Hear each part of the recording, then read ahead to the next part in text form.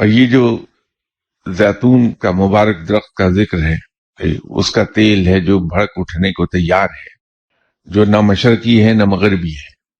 उससे मुराद इल्म और ईमान से है।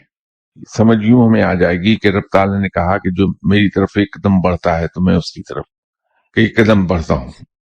जो शख्स नेकी की राह इख्तियार करता है उसके दिल में सोई हुए ईमान की चिंगारी एकदम भड़क उठती है। भड़क उठने से मुराद वो है कि वो भड़कने को तैयार है।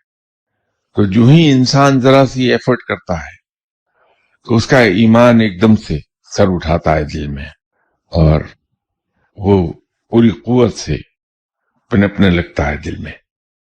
क्योंकि ईमान के लिए ना कोई हद है ना कोई हिसाब है, इसीलिए कहा गया कि ना वो मशरकी है ना वो मगरबी है।